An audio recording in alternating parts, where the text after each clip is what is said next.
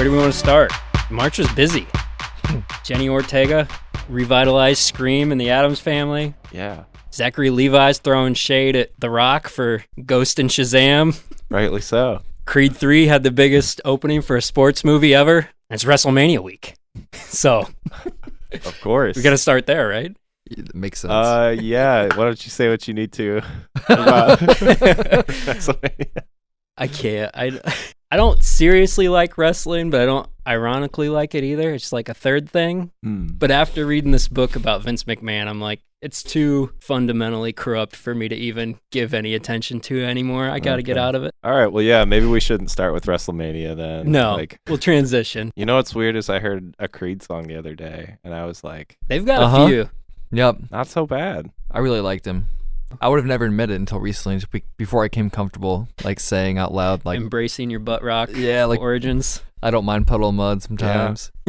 For real. You know, Michael B. Jordan's a coward because Creed should be doing the Creed Rocky anthem. Like, that just makes sense. I heard that they didn't even use the Rocky anthem in the new movie, which kind of They didn't even use Rocky. Stallone's not in it. It's the same problem I have with the new Top Gun. It's like, what was all this work for if you were only going to play the Kenny Loggins song for like 20 seconds? You got to do a little more than that. I don't like Creed. Do you like the Creed movies? Never watched one of them. Yeah. Same. Yeah, I don't know why. The first one was cool because Ryan Coogler did a bunch of like single take boxing shots, which like people really haven't done. There's always a lot of edits with the stuntmen and stuff, but the next two just like I'm rooting for Creed to lose. Like, he's not a good character. He's a Nepo baby. What's that mean? He's a product of nepotism. He's just Apollo Creed. He's Apollo Creed's son. Oh. And then he just gets to go right for a title shot. Mm-hmm. But is he doing it to like... We don't have to talk about Creed. I saw like your interest die as your thought didn't even fully form. There was a thought that was formed somewhat. Forgot it. Your thought like aborted itself halfway through. Was not brought to term. Whatever. It's all good. We don't have to ask about it. I don't even like boxing at all. It's not as fun. That's the fun thing about pro wrestling. They got the fake storylines. Like, MMA is just barbaric. I can't watch that. Yeah, that shit's rough. That's rough. I need the storylines. They do, I think, try to build like animosity with those like face-offs and stuff. I think that's the whole point of that. But it's just like macho name-calling shit. It's not like, RoboCop showed up at a pay-per-view once, and they just like played it off like, oh shit, RoboCop's here. No. Yeah. Capital Punishment, 1990. Sting got locked in a cage like before his match, and then RoboCop just walks out to the arena, and the announcers was like, oh shit, it's RoboCop. RoboCop's here. And RoboCop goes up and just breaks the cage door off and frees Sting. And that's the end. It was a RoboCop 2 promo tie-in. Oh, okay. Hell yeah. That's pretty cool. And they just acted like he was, of course RoboCop's here. Somebody's in trouble. RoboCop's going to show up. They had the Impractical Jokers on there one day, and it really didn't make a lot of sense. They ended up just like giving those dudes wedgies and like fucking with them. On wrestling? Yeah. I've never watched that show. Is it okay? Yeah. Some of the shit they do like has me crying. It just always seemed to me like softcore Jackass. Oh yeah, I guess it is softcore Jackass, but it's funny. I like it. Either of you guys see Ant-Man? Heard it's bad. Everybody's getting fired over it. Marvel's suing Reddit for the script leaking on there, and does that really have to do with the movie being bad though? They're blaming it on everybody. Yeah. Yes. Are they really? Fired Victoria Alonso, like president of physical production, post-production, and visual effects, after everybody trashed the visual effects on that and said it's been like a nightmare to do visual effects on Marvel movies. Yeah, and I I don't mean, know. she's been around since The beginning. of Marvel. It's Oh, pretty that doesn't wild. make sense. And the guy that approved the sale of Marvel to Disney just left today. Shit, man. Oof. DC doesn't have this problem. Every movie sucks. DC's got some problems. They have problems, but shit, like a lot of people have been fired by now. What do you think? What do you mean? From DC, a lot of people would have been a lot of fired people if have they. been fired. Yeah. I feel Zack like Snyder didn't even get to finish Justice League. DC's Remember We got that? a whole new one. the whole time. I heard that was like on him though. I heard it was a mutual release. Is that not true? It didn't seem like it. If he's like begging to finish his movie years later. Yeah, Okay. I don't think it was I don't think that was the case. Did you guys see the stuff with Jonathan Majors getting arrested over the weekend? Yeah, I'm not sure. How is that going to play out? I don't know. From what I've read, I mean, it's all allegations, but he was arrested over domestic abuse charges, and a lot of people who say they've known him for a long time say, like, that's been a known secret about him through college. Yikes. So I don't know. I don't know how that plays out, but he's kind of the linchpin of Marvel's Phase 5. I don't know if they recast him. I don't know. Yeah, I don't know. That's super messy. They should wait to see how it just plays out. I mean, they've got like 6 more projects coming out this year. They can't wait too long. They'll end up like DC. They got Aquaman 2 coming out, and he's not even going to be in the James Gunn shit, is he? I don't Why? think so. I don't know, because he's recasting everybody. Wait, so... That's still kind of more a part of the Snyderverse stuff, I think. Oh, so Jason Momoa, that's his name, right? Yeah. He's not going to be Aquaman. I don't He'll think be so. fine. Yeah. What do you mean by that? He's doing good. He's got his own like tequila brand. Yeah. You mean he'll be fine, not like he'll still be in... Yeah. No, there's like No, a I whole don't think he will power be. struggle in the DC right now. Like, Yeah. the fragments of the Snyderverse are still hanging on. The Rock swooped in and tried to The Rock take tried to make over. a power play and used Henry Cavill as his pawn. Now we all, And then now his ads for Black Adam when he was talking about the power dynamic shifting make a lot more sense. yeah. He was meaning like at the studio, Yeah. not like in universe. He meant like I'm taking over DC. This is my Stand franchise by. Yeah. What? Because he in one movie? There's just been some wild stuff about like him throwing his weight around to get Shazam taken out of the Black Adam movie so that he could have Superman in it. They're continuing Big- with Harry, Big though, question right? mark Or him. there. He's done. Henry? Yeah. He left The Witcher to be Superman. I know. Are you serious? Yeah. Ooh, that sucks. Yeah, he got kind of dealt a bad deal in this whole Damn. thing. That sucks because he was great. In Kind both. of thanks to The Rock. Yeah. The Rock used him for his movie and then allegedly like ghosted day of like shooting Black Adam's scene in this Shazam sequel. Just didn't show up. And Yeah. they had to write new characters for the scene. Right. So was Superman in Black Adam? Superman was. Yes. Henry Cavill as Superman was in Black Adam for like 2 seconds in the dumbest post-credit scene you could imagine. He got Zachary Levi as Shazam like booted out of Black Adam for that purpose, basically. There was supposed to be, from what I understand, like a stinger that leads into the new Shazam movie. And then I think The Rock, like Black Adam was supposed to be... He was supposed to originally be introduced in the first Shazam movie, and The Rock like nixed that. Was like, no, he needs to appear in his own movie. Right. I'm not Shazam's sidekick, but those two characters in the comics are like always connected. So it's just weird that it's like I'm determined to be Black Adam, but I want nothing to do with Shazam. I've heard Shazam's an awesome movie.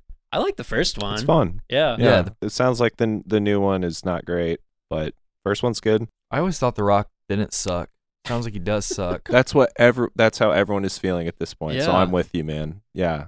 I'm It bummed. sucks because it's like, man, this guy's a movie star. He seems cool. It's pretty Seems hard like to a nice guy. Yeah. Yeah.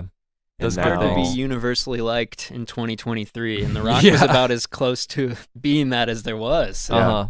What's going on with the Flash? He gone? I don't know. They're treating Flash like it's supposed to be like the last vestige of the Snyderverse, but then yeah, you got Aquaman 2 in like December, right? So what? It I doesn't don't make know. sense. I'm not sure. I was so over all of it, and then I saw Michael Keaton in the commercial, and I'm back in. I want to see Flash so bad. Right. They're really That's pretty playing up the cool. whole Michael Keaton because they can't really Yeah, it's let Ezra Miller promote the movie. it's like the posters in the Batcave. Like they're pushing the Batman stuff hard. All right, what do we want to do with our tournament recap? Yeah. Get into it. We need to talk about the draft. I got so much hate mail. Weezer better not win this fucking You did thing. not get hate mail. Oh yeah. What? From This who? guy told me that when the Offspring beat MF Doom in the first round, he said that's a fucking hate crime. He's not wrong though. I mean, Not. did I underestimate the punk and grunge just taking over? I knew Illmatic was a weak number one. I knew it was vulnerable, but I wanted it to be a number one. Couldn't believe it. The but- Harvey Hive almost came for him. It was close in the opening round. Yeah, I mean that's a bad sign right there. Harvey If, like, Danger had it in for him. Everyone is People voted for Harvey Danger A lot of people voted for Harvey Danger. for that one song. That record's good though. I Is will it? say that. You think everyone's listened to the whole record, No, or just not a flagpole chance. sitta? I think people were just voting for bands, to be honest. You think that many people like In Utero that much? It got a lot of votes. It almost No. beat Dookie itself. No, it did. If I would have fucking voted, Dookie would have won. It lost I by, didn't even vote. It lost by a vote. I didn't want any, you know, with the whole mess with like voting Voter the fraud. last couple of years. Yeah, I didn't want to do any like fishy shit. I so- figured for sure you had burners just making sure Dookie was staying afloat. I would have. You didn't vote at I all. have like 3 Instagram accounts, one business, one personal, one for music. I could have made Dookie rise in the rankings. More like Purdue, right? Purdue, the 1 seed, got beat. Okay, because we're good. doing March Madness. Yeah. That's so Nah, fucked. it was rough, dude. We never really figured out where to put Soft Bulletin because you decided you had the brilliant idea of putting them up against Blink-182. You said not a 16, so they got a, what is that, 14? Yeah. No, Blink should have been a 1 seed. That was wild, man. I put Illmatic as a token 1 seed, and in all fairness, if this was a 2010s bracket, it would be 3 rap albums and 1 token rock album as a 1 seed. So Yeah, we'll have to do that next year to balance things out. a lot of Foo Fighters fans. I underestimated the Foo Fighters. Fucking weirdos. Took out the Pixies and Cake. Yeah, Cake got an upset over DJ Shadow. There's a lot of weird ones. That was the other thing I was bummed about, dude. Those were the only things I put in there was Flaming Lips and DJ Shadow, and they just got both crushed. got taken out. You guys, meanwhile, are like, my doubles. Yeah, I know. We almost had like all doubles because But we- Pinkerton was right there. Did we take out Nimrod? No, Nimrod almost made it to the Elite Eight. It Yeah, got beat by dude. Enema of the State. No, we would have had like Dookie, In Utero, Nevermind. Dookie got Nimrod, beat. Weezer, Pinkerton. Like we would have had all the doubles in the Elite Oh, Eight. that's pretty funny. Except for Sorry, Tribe Max. Called Quest and Smashing Doubles are Pumpkins. bullshit, dude. Doubles are bullshit. So- Hang on though. What's your ideology here? You think like just one album needs to represent a band? One band is only capable of producing one great album? I think our audience, unfortunately, has proven that we need to keep them at bay so that they don't just look and go, oh, yeah, double Nirvana. I think we should have had triples. Probably would have been best. I was waiting for you to make that joke. Do you guys want to go through this and vote, the 3 of us, and fill out our own bracket and Oh, gosh. try to give our own opinions? Like now on the Yeah, spot? on the spot. Dookie Oh. won. One I by mean, one. The Rapid fuck? fire. Like, I don't top have it 4 in or front of whatever? me. No, we'll go through every matchup. All right, we I'll can give list it a them try. off. All So right. all 3 of us are going to vote, and Yep. then, okay. Wait, like where? Where am I voting? Out loud with your mouth. Dookie. No, wait. Weezer or Pete Rock and CL Smooth? Has to be the only one I know. Weezer. Weezer. Okay, Weezer 3-0. There we go. Elliott Smith, XO, or Sublime? Elliott Smith. Sublime. I'm going Sublime. I can't act like I listen to Elliott Smith. You don't listen to Elliott Smith? I know of him. I know Heat Miser, but All right, Pixies, Bossa Nova, or Foo Fighters, Color and the Shape? color shape. I'll go Pixies. I'm going Pixies. Lost. DJ Shadow or Cake? DJ. Cake. Cake. So that's why. Lose There you again. Choking Victim, No Gods, No Managers, or The Miseducation of Lauryn Hill? go. Choking Or no. Victim. Come on, right. I gotta go Choking Let's Victim. go. I knew it was Choking Victim. What the fuck? Battle of Los Angeles or Dear You? Rage Against the Machine and Jawbreaker. Dear you. I don't care. We broke Max. It's over. I'll go Rage Against the Machine. I'm going Rage. All right. Magnetic Fields, 69 Love Songs, or Alanis Morissette, Jagged Little Pill. Alanis Morissette. Sure. That was mine. That was my big loss in the first round. All right, okay. Soundgarden or Midnight Marauders? Midnight Marauders. Soundgarden. I'm going Tribe. Illmatic or Harvey Danger? Illmatic. Come on. Oh, Illmatic. no. I'm going Illmatic. Oh, thank God. Turn the Radio Off by Real Big Fish or Repeater by Fugazi. Fugazi. Fuck Real Big Fish. Fugazi. I'm going Real Big Fish. Fugazi wins. Whatever. Loveless, My Bloody Valentine, or The Lonesome Crowded West, Modest Mouth. My Bloody Valentine. Sure. Crooked Rain, Pavement, or Slim Shady LP. Slim Eminem. Shady LP. Eminem all day. Look at that. Siamese Dream or Tool. Siamese Dream. I'll go Tool. I'm going Siamese Dream. You submitted that one too. That all yours Yeah. lost in the first round, didn't Yep. they? Damn. That's how I roll. AT Aliens or Presidents of the United States of America. President of the United States of America. Okay. Pinkerton or Aquemini. Pinkerton. Pinkerton. Doubles. OK Computer or the Toadies. Okay. Toadies. Computer. Toadies. I'm going Toadies. That's my favorite fucking song. I don't care. Dookie or No Doubt? Dookie. No doubt. Shut the fuck up. No Doubt put up a fight. I think I did. I can't. He's pretend kidding. Like, yeah, It's all right. I voted Dookie too. Yeah. It's 2-1. I just want to be We're noted okay. I at love 3-0. For the record, I 3-0. love Dookie. A lot of people Good. did vote for No Doubt, though. I think I did Gwen Stefani dirty, putting her at 16. Yeah, you did. The seating was bad. No, there. she wasn't even in there in the beginning. Didn't we Yeah, have to I think argue about it? You fought to Yeah. get her in. Yeah. Mm-hmm. Ready to kick out Prodigy. Third Eye Blind or Ill Communication? Third Eye Blind. I'm going Beastie Boys. It's up to you. Third Eye Blind. It's bad to go. You're last. going Third Eye Blind? Yeah. I'm That was just surprised. retribution. I saw the look in your eye. No. Dang, I'm surprised, You man. gotta don't take know. out all the white rappers. Man, Beastie Boys, I used to like them, and I don't anymore. That's it. That's your analysis. Yeah. Okay. And out come the Wolves versus Wu-Tang. Out come the Wu-Tang. Wolves. Wu-Tang. Yeah, Wu-Tang. Yeah. I can't vote for something that I've never heard, even if it is better. Didn't you vote for Harvey Danger and you never heard the whole record? I know the song. You don't know any Nas? No, I mean, like, if you played it and you told me it was, like, a popular song, I'd be like, oh, okay, I I've heard think you that. would know a few. Right. We saw Nas. We watched did. Nas at Riot Fest. Right. We for sure did. And Redman. And I don't remember their songs. Okay. Fair enough. Dr. Dre, The Chronic, Bouncing Souls, Maniacal Laughter. Bouncing Souls for me. Dr. Dre. Bouncing Souls. I'm going Bouncing Dang, Souls. I feel like Dr. Dre is the right answer. Probably Again, never is. listened to it, Yeah. but I only have listened to that Bouncing Souls album. If we're actually taking the premise seriously and drafting like most essential Taking 90s it seriously? You insinuating we're not? Guys are Okay. so biased. Speaking of taking things seriously, Shape of Punk to Come by The Refused or Bad Hair Day by Weird Al. I'm going Weird Al. I can't Weird go Al. Weird Al. I'll do the Weird other. Al wins. It's Weird Al.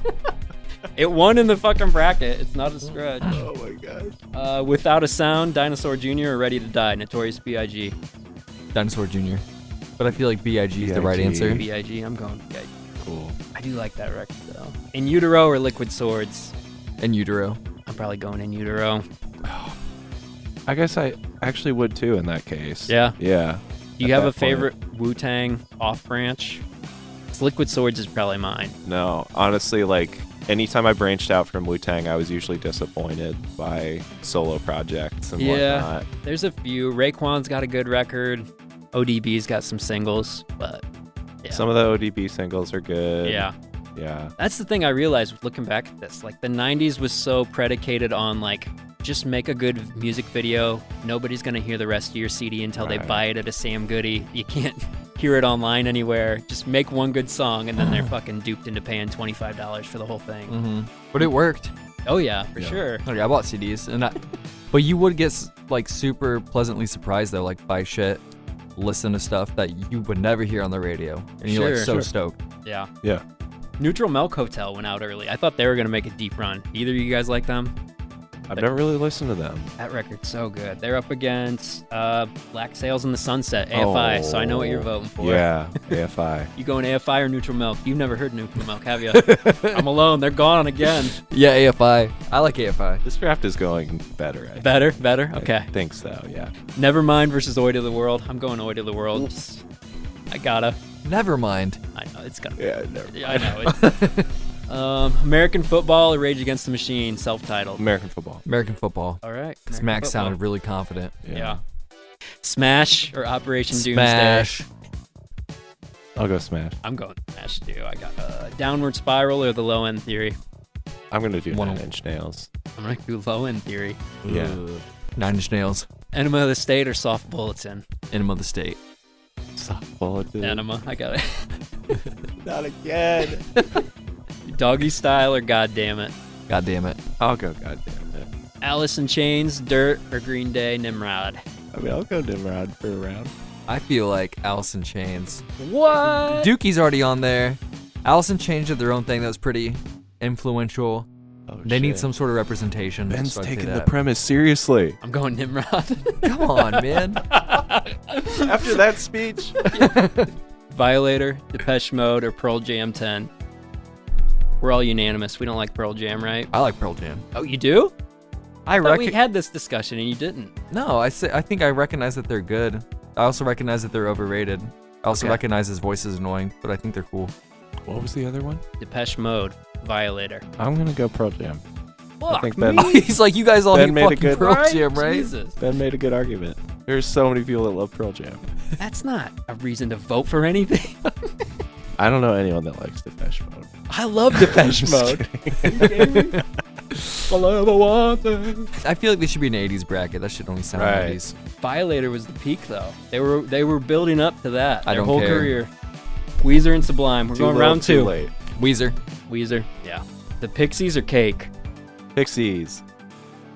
Cake.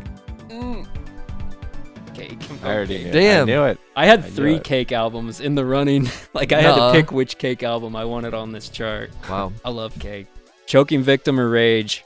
I like Choking Victim better personally.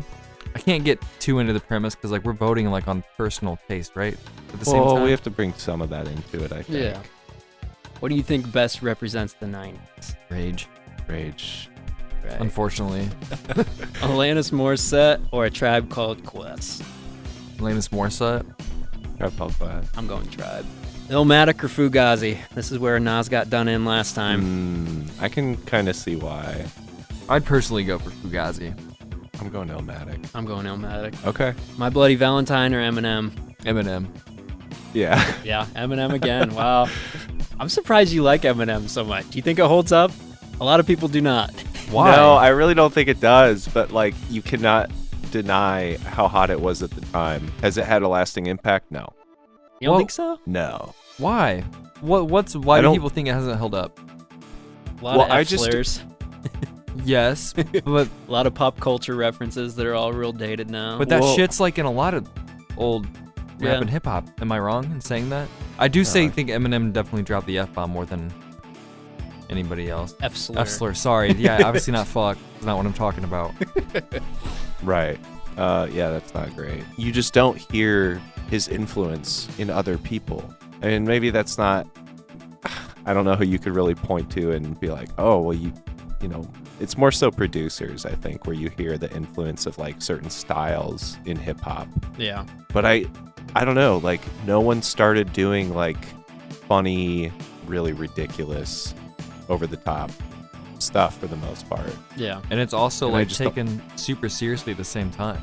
Don't you think? Yeah, I think there's like a weird, just super angry undercurrent to the whole thing. Yep. And yeah, and that's why you get into like the hateful stuff in Right. it. Yeah, it's just not a good blend of stuff. But It was pre-internet. unfortunately, just like we said about Rage a second ago, it kind of represents the time period, for better or worse. Now there's millions of angry white dudes in their teens bitching about celebrities. There you go. There's the fucking influence. YouTube comments. Yeah, man. It So hasn't had an influence in hip hop, but it definitely has with like, yeah. you didn't like the mix of like how intense and like serious of like some of the subject matter he's talking about, but also like threw in like funny shit. Were you not a fan of that? Because I thought it was cool. I like the funny shit. I like Yeah. even as a kid listening to it, like when it was out and when it was popular, like I had to skip the stuff where he's like screaming about murdering his wife. Okay, right. Like, that was a bit much. That definitely is a bit much. I think, yeah, throwing that all together just makes like a weird blend of things that doesn't really work. And maybe it's because, yeah, the stuff that Ryan is talking about, like, I don't know in what package that really ever works, you know? Yeah. Well, So it detracts from like the stuff that I do like. yeah, the shit where he's straight up just like talking about like killing his mom and shit is definitely like fucked up. But I feel like songs like The Real Slim Shady Yeah, I think are like there's awesome tones. I think there's merit to a lot of what he did, and like his delivery is incredible on some of the older stuff. But yeah, it definitely hasn't aged the best. All right, I gotta start rapid firing through these. We're only in round 2. Oh, Oh shit. God. Siamese Dream or the Presidents? Siamese Dream. Siamese Dream. Pinkerton or the Toadies? Pinkerton. Pinkerton. Dookie or Third Eye Blind? Dookie. Dookie. Wu-Tang or the Bouncing Souls? Wu-Tang. Wu-Tang. Weird Al or Notorious B.I.G.? Notorious B.I.G. In Utero or AFI? In Utero. AFI. In Utero. Damn. Nevermind or American Football? Never mind. Smash or Nine Inch Nails? Smash. Nice nails. Smash. Enema or Goddammit? Enema. Enema. Nimrod or Pearl Jam? Pearl Jam. Nimrod. Ah! Damn, I can't believe Ben. I Did have that. it. It make Dookie already is in there. Yeah. It's the right thing to do. Double haters. Weezer or Cake? Weezer. Cake. No, Weezer. Oh, Wait, shit. which Weezer is it? Blue Album, sorry. Yeah, Blue Album. Battle of Los Angeles, Rage Against the Machine, or A Tribe Called Quest, Midnight Marauders. Rage. Midnight Marauders. Midnight. Oh, hell yeah. Illmatic or Eminem? Eminem. Illmatic. Illmatic. Yes. See, that's... Justice is served. That's the only reason we're doing this. Siamese Dream or Pinkerton? Pinkerton. Ah! Siamese Dream. Can't believe it. Dookie or Wu-Tang? Dookie. Dookie. In Utero or Notorious B.I.G.? Notorious. Notorious. Oh. Damn, I was going to go in Utero. That's revenge, because In Utero took Dookie out, isn't it? No, I just feel like it makes sense. Yeah, that's it. I don't know, What's man. your favorite Biggie song? In my... Cut my wrist and in the shit. I don't know, he's got that song. I know the lyrics, I don't know the name of it. Never No one mind. knows the name of the song. Nevermind or Smash? Never mind. Never mind. Enema or Pearl Jam? Why did we like Pearl Jam than Enema. everyone else? That's Enema. Blue Album or Tribe? Blue Album. Blue Album. Blue Album. Yeah. Illmatic or Pinkerton? Illmatic. Come on, Oh, we Pinkerton. just voted Blue Album. You're like... Yeah, I don't know. so I full feel of like I shit. should. I don't know what to do right here. Because I don't even know Illmatic, and now shit's getting real. Can you guys play the album for me real quick? Oh, I can't believe it. We already have Blue Album. No one's gonna trust this anymore, Ryan. Listen, this is my tournament. We Blue Album and Pinkerton are 1 seeds. Pinkerton. Ah! Fuck! Oh my god. Sorry, man. Dookie, you're ready to die. Dookie. Max, don't. I didn't do it. It wasn't personal. I'm voting Dookie. No, yeah, it's... I just don't know it. My ignorance has cost us a lot. I'm going Enema of the State over Nevermind. I don't care. I will too. What? I guess it don't It matter. don't even matter what you think. I'd vote Nevermind, even though Really? I'd play Enema over I was Nevermind gonna in my say, I car. think you're probably the biggest Enema of the State Mm, fan here, probably. That's the Yeah. one I listen to a lot. We don't even have a Nirvana album in our final 4. Wow. And the people had 2. Blue Album or Pinkerton? I'm going Pinkerton. I'm going Blue Album. Do you know the difference? Yeah, Blue Album's got like Holiday and shit on it, right? I own the Blue Album. I did not own Pinkerton, so I have to go Blue Album. Dookie or Enema? Dookie. Enema. What the fuck? It was bigger for me. Okay, that's Yeah. fair. Growing up, a lot of Brian. Blink-182. I think I like Dookie's singles better, but I like Enema's filler tracks better. I think They both have really good filler tracks. Yeah, What do you mean Dookie's got a lot? The first track, Burnout, that is probably like my favorite song on the record. they got 5 singles. How many fucking Blink have? 3? It's fucking weak. Wow, I wish the listeners could have seen the smug look on your face. All right, Dookie. I want Max's answer first. Okay. Weezer or Dookie? The Blue Album or Green Day? Damn. Well, weirdly, I think it's Green Day, even though I just voted against them for Blink. Doesn't matter what I'm gonna fucking say, then does it? No. Sorry. Cool. Dookie. wins the whole thing. Let's go. Glad That's what we I did wanted the this. whole time. Thanks for voting, Ben. Just so you guys know, I wasn't even thinking about who liked what when I said that. So like, Totally not. Totally unbiased. Dookie wins the tournament, but if all 3 of you were to pick your own personal number 1, what would it be? Out of all these albums? Mm-hmm. Like, Shit. because that's the whole point. Like, everyone has their own personal favorite number 1. Right. So like, mine would be Dookie, and it just happened to make it Right. to number 1. I mean, I can't judge you. Mine would be the Blue Album, and that's what won the Okay, readers poll, listeners poll. that's whatever. cool. How about you, Max? Don't know. I wonder if it would be Enema. I didn't know you were such a big Blink fan. I really was when I was younger. Huh. I mean, like I was just telling you guys, the first band I played in was basically like a Blink and Green Day cover band. What covers did you guys play? I didn't even know that. I thought you guys were all spooky AFI Misfits covers. That's what I got relayed to me too. We started doing that like 8th and 9th grade. Yeah. But this was like 6th and 7th grade. So that was probably before I met you guys. Yes. We only played a couple shows, but yeah, we played a bunch of like Enema of the State Yeah. and probably Dookie. It's so hard. And then I wasn't into it as a kid, but I've listened to Ready to Die so much. Yeah. And Illmatic. Yeah. Man. So you guys are able to pick it easily because that's like from when you were younger. what you were super into? Is that what you guys are going off of? And to this day, still though, man, like I'll Uh-huh. Dookie front to back. That's what I was gonna say. For me, it's carried through. It's something that I listened to at the time and that I still listen to now. Wow. And the in between. There's not a lot. That makes me sad. I don't think I have that. What? Yeah. Yeah. Because, like, I think that's I mean, I'll go why- back and listen to this stuff. Like, Dookie, I feel like, is one of the most re-listenable out of this list. Yeah. I don't think it's like cheesy or is like expired its time. Mm-hmm. You know. Yeah. I think Same that- with Weezer though. Yeah, I would say that about the Blue Album. I'd say that about Dookie. I'd say that about Nevermind. I think they're all like pretty timeless. So Enema's your number one? That's surprising. I know. I'm surprised too. I'd be really annoyed by some of those songs at this point, though. Yeah. And, like, with Dookie, I wouldn't be.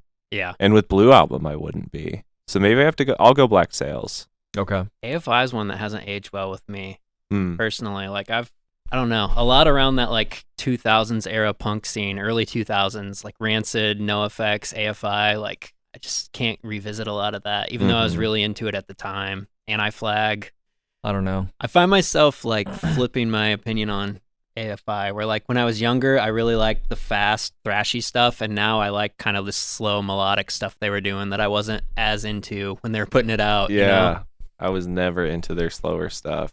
Yeah. So that'd be funny to. I should go back and listen to some of that and see if I do the same thing.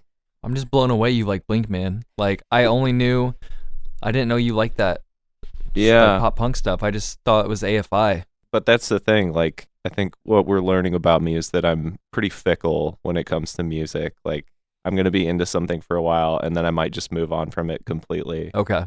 I don't know. I'm very quick to, like, not go back to, or like, I'm pretty quick to relitigate older music I've listened to, and I'll fall out of love with stuff like pretty hard, you know, Yeah. and just not come back to it and just I'm not totally that way. forget stuff.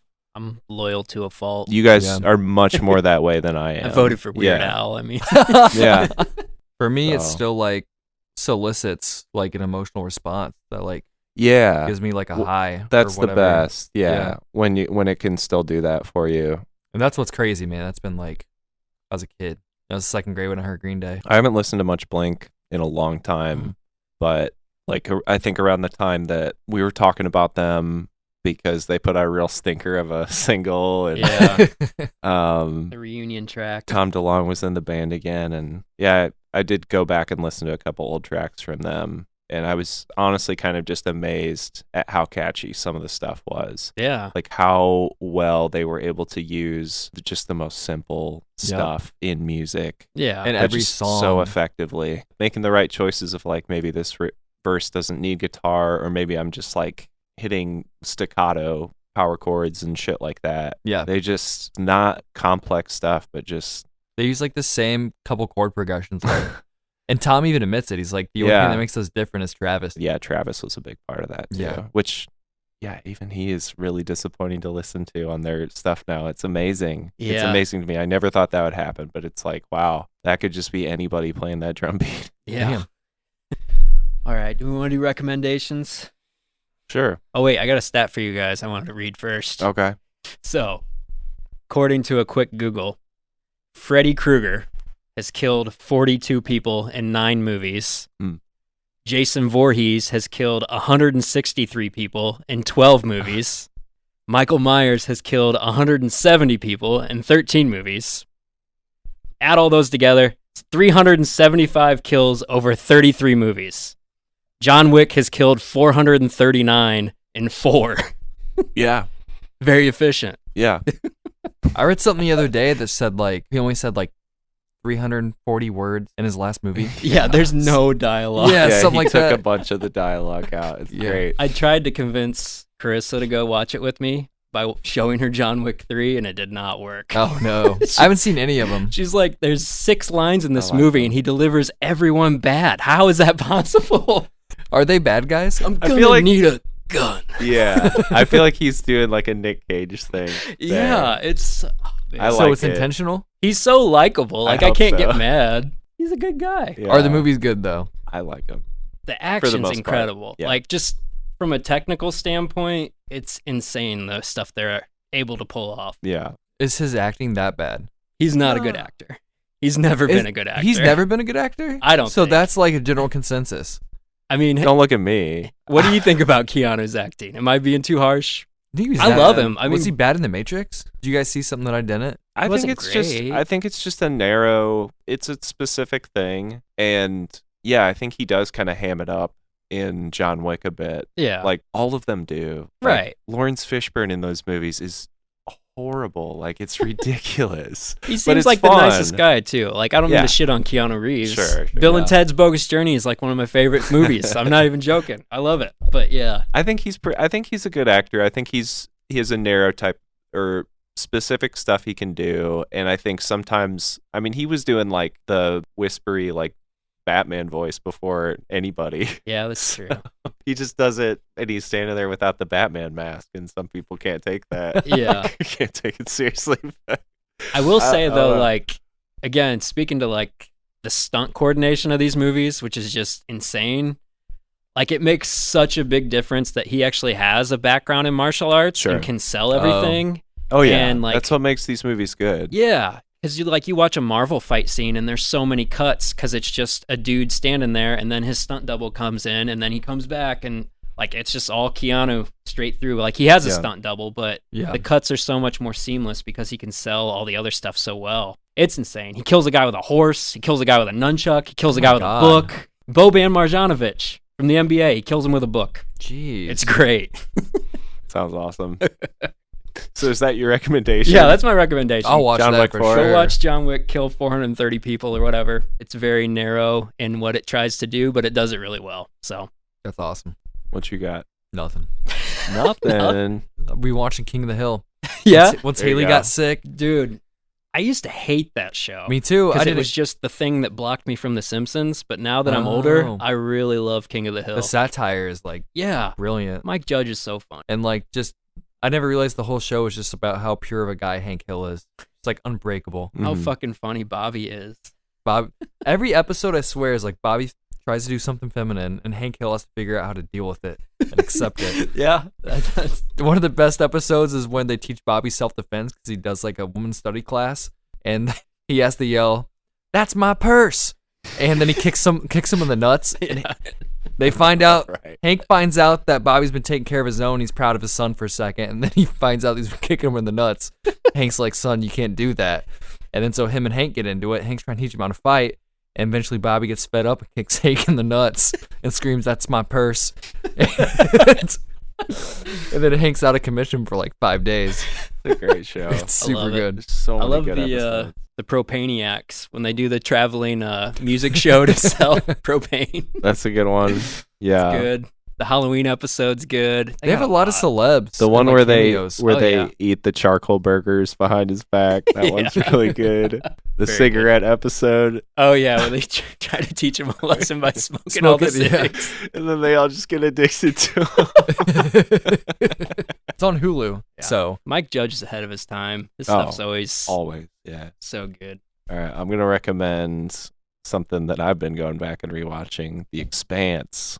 Did I ever talk to you guys about that show? No, Never this heard of it. Sounds like a Netflix show that got canceled after like 2 seasons. It was a sci-fi show sci-fi that got okay. canceled after 2 seasons. Okay, I'm and then it close. got and then it got picked up by Amazon, and they did like another 4, so it's like 6 seasons total. It's cool. It's like a sci-fi show, but it's trying to be more realistic. I think people get mad when you call it hard sci-fi because Never it's heard like that they're term. like it's not hard sci-fi. Yeah. They try to explain how things are functioning, stuff that they're adding into the show that's clearly not of our world, you know. Yeah. And how space travel is working, and it's just a bit more grounded than a lot of sci-fi. But yeah, I mean, the first season is a lot of fun. There's this crazy like detective story as one of the storylines, but yeah, if people never checked out The Expanse, go back and see if you like the first episode of that. check it Right out. on. What's it on now? Amazon. Oh, and I got to shout out music because we've been talking about 90s music for a month. There's been a lot of really good shit. MS Paint, Post American, Homefront was really good. Games of Power, that one's solid. JPEG Mafia and Danny Brown did Scaring the Hose. Oh yeah. That record is awesome. And then 100 Gex. I finally fell into that. I kind of avoided it because it was all over the internet, but their new singles are really good. So yeah, a lot of good new music coming out. I think that's it. Think so. Yeah.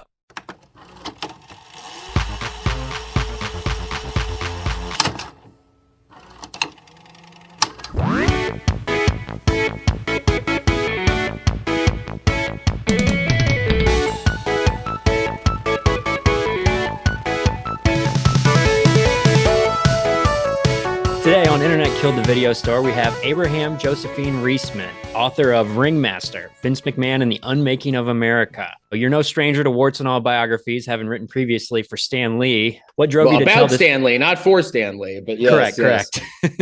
Well, what drove you to tell the story of Vince McMahon? I was a huge wrestling fan when I was a teenager, from about 13 to 16 and a half or so. You know, that doesn't sound like a very long period of time, but those are very formative years. Whatever you're doing or consuming in that period leaves a very lasting impression. And that was true for me in wrestling. You know, I was part of that so-called attitude era. That's what the WWE refers to the end of the millennium as. You know, the turn of the millennium into the new one was this period of extreme success for them. They reached the peak of their popularity. In fact, probably the peak of wrestling's popularity in the United States. And I was part of that wave. So long story short, I watched a lot back then, stopped watching around 2001, didn't watch for about 20 years. And then after I was done with True Believer, my biography of Stan Lee, I was just brainstorming ideas for a next book with my wonderful spouse, the writer and editor S.I. Rosenbaum.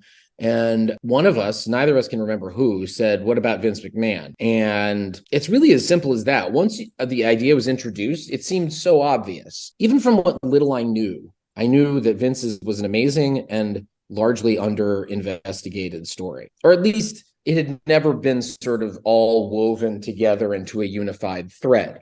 You know, there had been a lot of reporting on Vince McMahon over the years, and there was one sort of biography of him. It was kind of a biography of the wrestling industry and didn't focus solely on him and didn't really have any works cited or anything. You know, that existed and was a great starting point, but it just seemed like this was virgin soil, you know, and very fertile one at that. Yeah, so you spend a good amount of your book disproving fallacies around the Vince McMahon mythology, kind of tearing down the facade he's built up over the years, almost like a wrestling character at times, very literally. And the way that WWE essentially runs a monopoly over the wrestling industry, they've been able to control their own narrative and basically produce their stories in a propaganda-like fashion. They control all the footage, they can control the narrative. So are you nervous at all, kind of butting up against that machine and telling the other side of it? Not particularly. I suppose maybe I should be. But so far, the WWE's response and Vince's response and Vince's lawyer's response to all of my reporting, whether it has been articles or essays or excerpts from the book, the response has been total silence. Nothing. They have not acknowledged this book. The closest I came was when I wrote this article for New York Magazine about Rita Chatterton, the woman who accuses Vince of having raped her in 1986. I was, while I was writing it, I got in touch with WWE and was forwarded to their crisis PR firm. And they promised that they would get me some answers to some legal questions. And then they never did. And I gave them a long lead time. They never got back to me. They never responded after the article came out. And they haven't responded to the book really at all. I could be wrong, but I think their strategy is probably just going to be to ignore and don't confirm. Right. So obviously Vince's participation was not a part of this book. What kind of access were you granted to tell this story? I didn't get any access at WWE. I will say that. There were sources I found who were able to speak on background to me who worked for WWE, but people are very afraid of ticking off Vince if they work at that company for obvious reasons. He's the ultimate power there. And so I did get a lot of people, though. I interviewed more than 150 people for this. And probably the most notable, quote unquote, name that I spoke with at length was Bret the Hitman Hart, who was probably the most famous and successful wrestler of WWF, back when it was called the World Wrestling Federation, in the early to mid 90s. And to my surprise, I got through to him and we spoke over and over again. We must have done about 8 hours of interview audio all told. And those were really interesting conversations. You know, Brett, like anybody else, I had to back things up as best I could and cross confirm, whatever. But what I've generally found is Brett was a really valuable source for two reasons. One, his story is very interesting. His story and relationship with Vince are fascinating. But two, he was kind of a journalist in a way, in that he was keeping audio diaries throughout his career. He would record on tape recorders, just saying what had happened to him that day. And then when he wrote his memoir, which was published in the aughts, he went back and consulted all those audio diaries. So he had specific dates and locations for so much that otherwise I would not have been able to as easily pinpoint. So I got access, but not to contemporary WWE in any kind of official capacity. So, but that I don't think that was a problem. No. Well, being a kid of the 90s, I also grew up watching the Attitude Era and kind of fell off around the same time you did. So, yeah, you, me, and a lot of other people. That's the funny thing, is like 2001 was this moment where Vince sort of triumphed overall. He bought the other two wrestling companies of note in America, WCW and ECW, and was essentially a monopoly. Yeah. And as often happens with monopolies, the quality of the product diminished, as even WWE will tell you. Oh, yeah, substantially. Well, I also learned when COVID started, I had Peacock at my fingertips. So I started to go back and watch some of the old WrestleManias, and I was stunned to see Bret Hart return to the WWF for a WrestleMania match. Were you able to ascertain what led to that, considering what he went through with his brother's death? Sure, I write about that in the book. In fact, that's part of the epilogue, is this story of how Bret ended up, after all that Vince had done to him, coming back to WWE. I won't spoiler it too much. I kind of want Bret to speak for himself because he was very eloquent about it. But a big part of it is what you're talking about earlier, the sort of manipulating the story and creating the public narrative. A lot of it for Bret came down to the fact that the narrative about Bret Hart was, here's this sort of pitiful victim, right? Like, he was the victim of this amazing, terrible, monumental moment called the Montreal Screwjob, which some of your listeners may be familiar with, in which Bret, it's a long story, but basically Vince flipped the script without telling Bret and had Bret lose a match that Bret thought was going to end in a disqualification. And Bret lost the championship, and it's very humiliating. And it was a seminal event. It sort of changed everything in wrestling.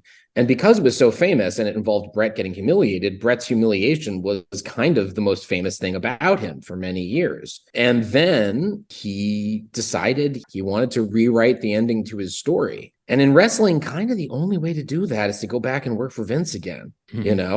If you were somebody who made your bones working for Vince, the only way to revise that narrative is to go back to Vince. And that's what happened. Bret reached a point where he wanted there to be more chapters to his story that ended it in a happier way. People want their narratives to be something that they have more control over rather than less. For sure. And I've found myself, as I've gotten older, more interested in the behind the scenes stuff than what's happening on the screen. So was there like a most interesting Absolutely tidbit? same, yeah. Was there something that you uncovered in all your research and interviews that you found most interesting? Like in general, or just about wrestling? Because for me, the most interesting tidbits were the family and young life of Vince McMahon. Oh, yeah. I was so fascinated to learn all of that history, which Vince never talks about. Yeah. There was a brief period around the turn of the millennium where Vince saw fit, while he was a character on television, to talk about himself in interviews and talk about his upbringing. But his stories about his upbringing were very distorted. No one had bothered to investigate any of that. But I actually, went to North Carolina, where he spent his first 26 years of life, and interviewed people, found the places where he lived, found the specific houses where he lived, talked to classmates, etc. And the picture that emerged was very different from the one Vince had painted of himself. He had said, okay, I was this rough and tumble youth who was constantly getting into scrapes. I would fight the Marines off the military base nearby.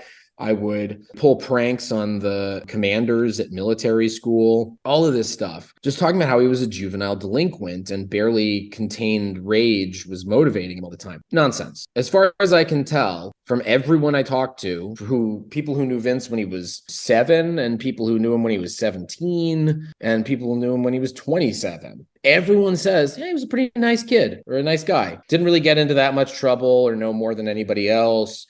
And perhaps most interesting, this was maybe the most interesting thing I found in the entirety of the research. Vince McMahon started his wrestling career and wrestling promotion career in high school.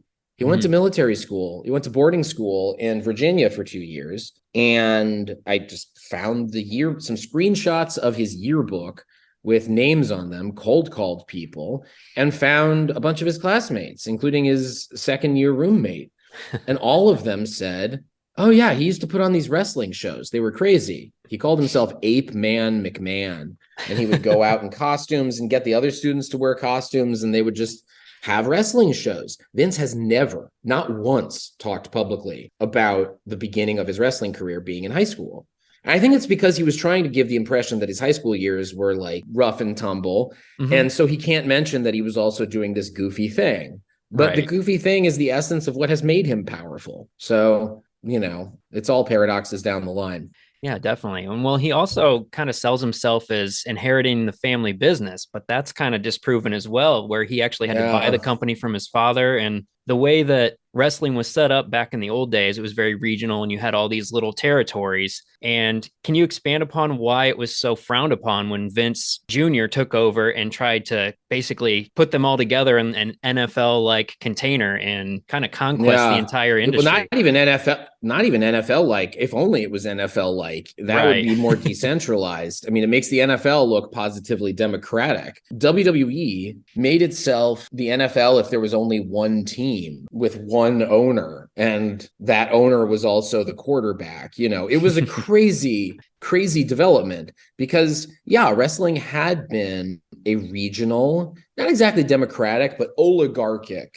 system where a handful, a few dozen wrestling promoters, some more powerful than others, would confer with one another through this organization called the National Wrestling Alliance, or NWA, and basically run wrestling like a cartel, which is how a lot of times businesses end up functioning, especially when regulation is thin. No one understood what wrestling was in government offices, so it was not properly regulated. And you could kind of get away with having this monopolistic or oligarchic system. And Vince didn't cotton to that. His father was a very successful wrestling promoter in the Northeast. He controlled the regional territory that included New York, DC, Boston. That whole stretch was controlled by Vince Sr. And Vince Jr. didn't know his father for the first 12 years of his life. Right. Vince did not grow up in comfort. He grew up in poverty. He did not grow up watching wrestling. In fact, there's no evidence that he watched wrestling prior to meeting his father at 12, but he did meet his father at 12. And in his own words, he fell in love with his father, or there was an instant attraction to his father, as he would say. And he really wanted his father's love. Who doesn't? Right. And according to Vince himself, and according to relatives of his that I found, he never really got that love in a family context from his father. So he sought it in a business context. So eventually he's working for his father as a ring announcer, or not a ring announcer, a little bit, but mostly as a commentator for television, doing live play-by-play. And he had to buy the company from his father. His father did not give it to him. He had to make a series of actually pretty punishing stipulations. He had to pay 4 installments of so-called balloon payments, which means every payment he made of those 4 installments, if he couldn't make the next one, he would not get the company, but also would lose all of the previous installments. Now, Vince did make all the payments, but it certainly makes you wonder about that relationship, that his father would make it so difficult for him to actually take control of this company that had, as far as I can tell, been left to him, Vince Sr., by his father, Jess McMahon. So it's a complicated story of fathers and sons. This book in many ways is a book about 2 father-son relationships, one being Vince Sr. and Vince Jr., and then after that, Vince Jr. and Bret Hart, who was not his biological son, but sure was treated like a son with a lot of, Vince treated him with a lot of, I don't want to use the wrong words here, but he did much that hurt Bret Hart, and yet Bret Hart kept coming back. And it's very much in keeping with a lot of abusive father-son relationships. Could you detail a little bit? Because I found it interesting that WWE wrestlers are not actually employees of the WWE. They're treated like independent contractors, but they don't have. No, they are independent contractors. Yeah. They're just. They have no union, no health insurance, no off season, no pension. I mean, what is the culture there like now with all of that kind of up in the air? From what I gather, people are nervous. They have no idea what the future holds. I mean, I have yet to see or hear from a single person at WWE who really has a firm sense of what the frick is going on over there.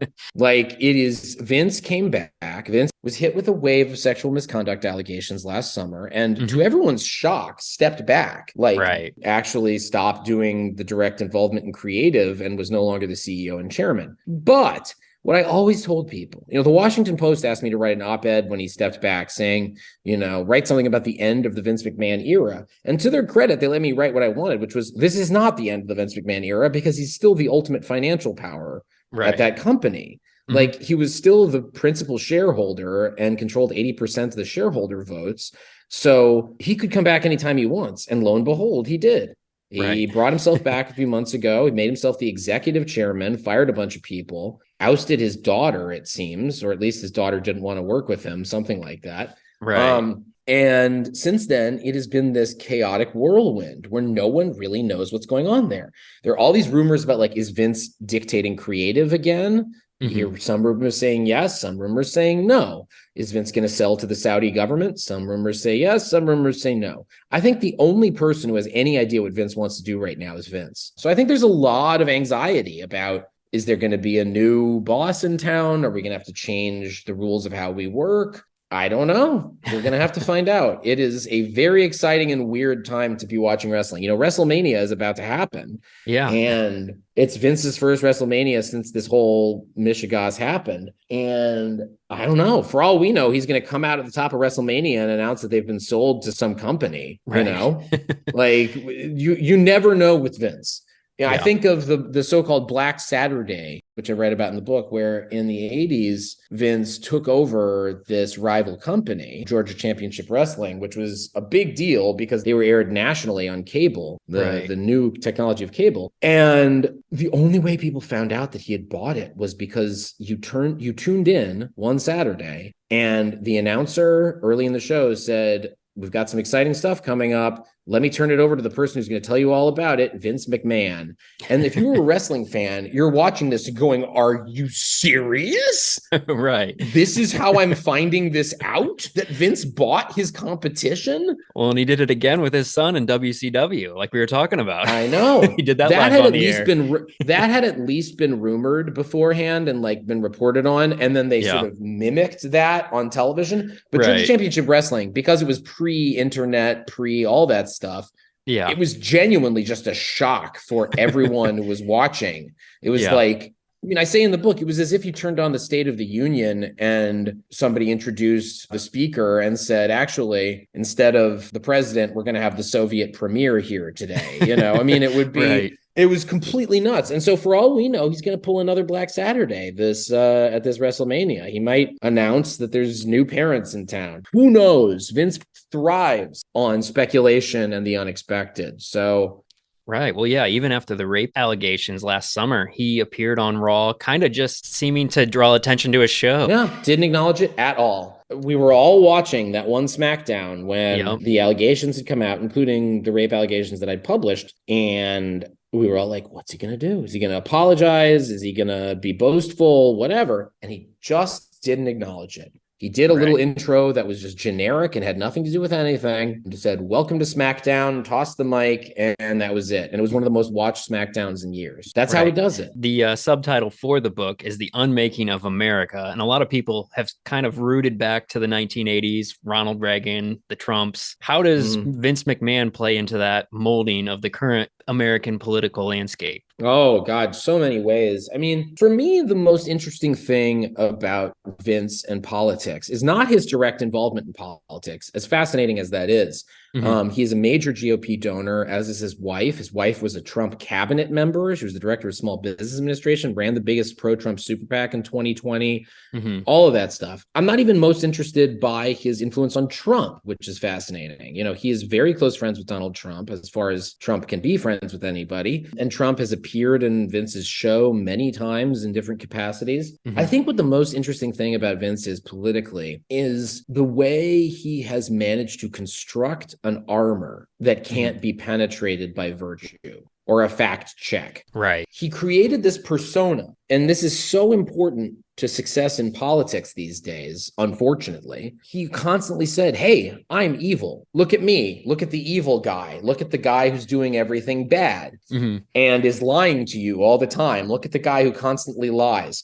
And then he does something bad in real life, and you go, oh, look at that evil lying man. And he says, well, what did I tell you? And it just rolls off his back. And that's true for Trump. It's true for George Santos in a way. I mean, it's true for a wide array of politicians, especially Republican politicians right now. You just sort of own up to whatever the accusations people are going to throw at you are. Then when they throw those accusations at you, you're invulnerable. There's nothing you can do about it. If you turn off your shame circuits and your ethics circuits and your consistency circuits, as opposed to being hypocritical, if you can turn off those instincts, you can go very far in this country. Well, I also found it really interesting because, you know, growing up, there wasn't hardly even a women's division in the 90s. And now it's very prominent. Can you detail a little bit how Fabulous Moolah, Lillian Ellison, kind of had a stranglehold on that for so long? So there was a woman by the name of Lillian Ellison who wrestled as the Fabulous Moolah. And she had started in mid-century and was sort of Vince before Vince was Vince, insofar as she kind of controlled all of ladies wrestling by the 80s in the United States and Canada. If you were part of that system and you were a woman, you had to deal with Moolah. And every promoter, no matter which promoter it was, would negotiate with Moolah to get access to her lady wrestlers. And it was, like I say with Vince, it was kind of a totalitarian system. You know, you couldn't argue with Moolah. It was always take it or leave it. This is the only way, if you're a woman, that you're going to get ahead in wrestling. So, you know, you would stay at her compound and pay her rent. You would pay her a portion of every fee that you got paid for every show. And she, according to many people, she would often tell her female wrestlers that they, or at least strongly imply that they had to have sex with men in the industry. She kind of allegedly kind of ran it like a prostitution ring in addition to a wrestling training program. And if you know, there's a wrestler named Princess Victoria, Vicky Otis, who tells the story of having been told by Moolah, you know, there's this guy coming around and you better go be his date and you better treat him nice. And when she refused, Moolah kicked her out of the compound and she never wrestled again, you know, and that's just one of many, many stories like that. Vince wasn't exactly opposed to that. You know, he didn't mind oppressing these wrestlers, you know, and the women were no exception. The women were paid less. The women had fewer matches. And that was not necessarily standard or necessary because as of the 80s, women's wrestling was huge in Japan. And it could have been here, but Vince and Moolah were interested in holding on to power, not in having a flourishing women's division. Book comes out March 28th. Ringmaster, Vince McMahon and the Unmaking of America. It was phenomenal. I really enjoyed it. Was there any thought process, I guess, into where you decided to stop the storytelling? Because it ends right around... Yes, definitely. You know. I know it ends in 1999. The core narrative does. There's a robust epilogue, but that was not the original plan. I was planning to do Vince's full life, but Vince just lived too much life to fit into my word count. I'm serious. His life is too eventful and interesting to contain in one reasonably sized book. And the reasonably sized thing was key because this is a book that we're trying to reach mainstream readers with. And if you confront a mainstream reader who has no interest in wrestling with a phone book sized book about wrestling, there's no chance they're going to pick it up. But, you know, that meant I had to trim it down somehow. And either it was talk about his whole life, but only at sort of a surface level just to get to all the events, or end it at some point. And as I was writing, it's funny, with both True Believer and this book, I reached a point where I was like, okay, I still have so many miles to go. I'm going to write, you know, such and such in the next chapter. And in both cases, I reached the end of a given chapter, the second to last chapter in my head, and went, Actually, I think this is the last chapter. Like, I think I've ended the story. Like, if I continued on, it would be starting another story and then not finishing it. But I really think there is a clear arc that begins in Vince's prehistory and his family and ends in the summer of 1999 with two events. One, the death of Owen Hart, Bret Hart's younger brother, in the ring, and then the conclusion of a storyline in which Vince was revealed as sort of the ultimate supervillain of the company. And I felt like that's a story about a boy becoming a man, and that's the moment when he really sort of makes his deal with the devil and says, "This is who I am. This is what I do, and nothing can stop me, not even death." No, well, it was phenomenal. I really enjoyed it. Thank you. Was there any interest in diving into the Stephanie and Shane relationships? Because it seems Oh, like yeah. Well, I should say my hope is that I get to do a sequel to this. I mean, okay. I don't, that's not my next book. My next book is a biography of Beck, the musician. Oh, nice. But I do hope to someday get back to the Ringmaster universe and finish the story. My guess is I won't do it until Vince has passed away.